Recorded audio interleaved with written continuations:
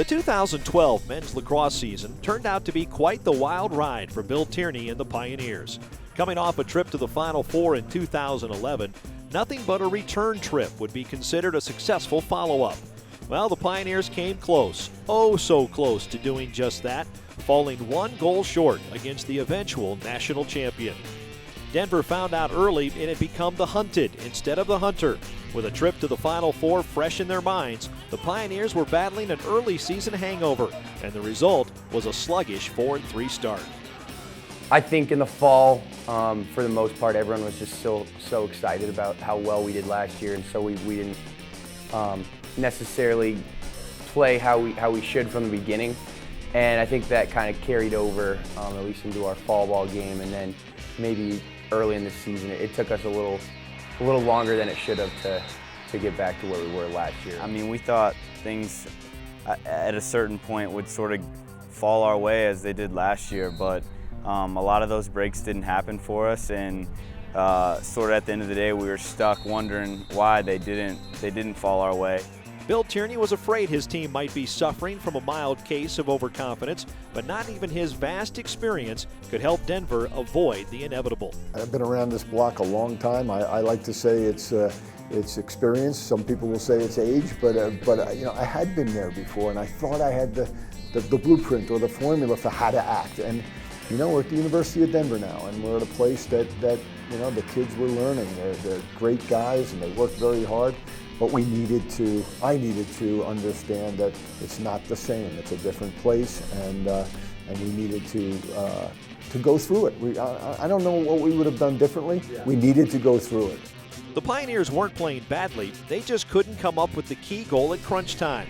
5 of Denver's 6 regular season losses were by a single goal, a stat that still has the players scratching their collective heads.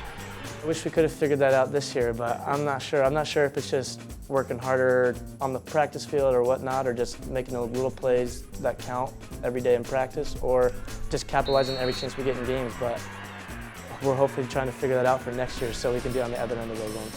It just turns out that the ball didn't bounce our way, and we didn't get the ball to bounce our way. So it was definitely our fault. But you know, sports are tough, and sometimes that's how it happens. And Denver, however, wasn't about to go quietly. They kept battling, and the Pioneers won 4 of their last 6 regular season games, including a 15-9 rout of high-powered Duke. Bill Tierney's squad qualified for its 3rd straight NCAA championship and upset North Carolina 16-14 before falling to eventual national champion Loyola 10-9 in the NCAA quarterfinals. You know, when you play a team 3 times, you're going to know what they're all about, and they were just pretty much. They were fundamentally sound and pretty tough in all aspects of their team. But looking back on it, anytime you make it to the tournament and win a game in the tournament, you know, that's a pretty big deal. This year was, I think, our 2nd best year in school history. And for some reason right afterwards, you know, you feel more disappointed than anything.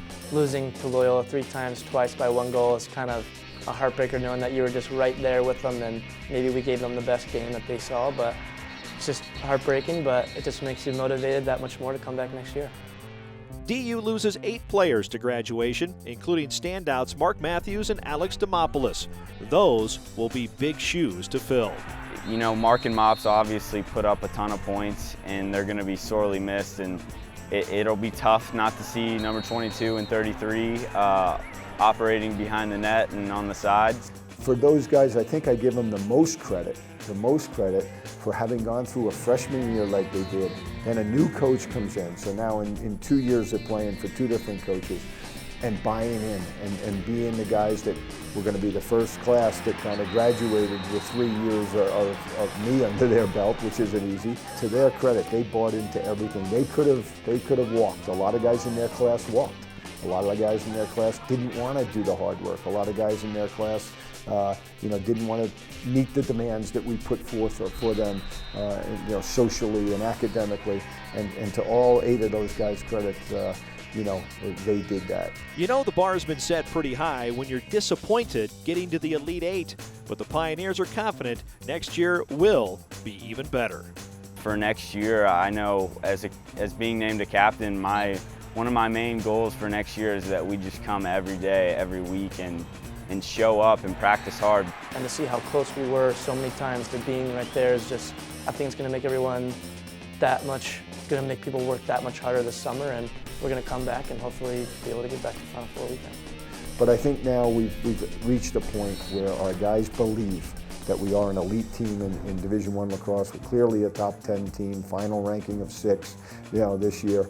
And even though we had some small setbacks during the year, our expectations are even higher, and our goals are even higher than they were before.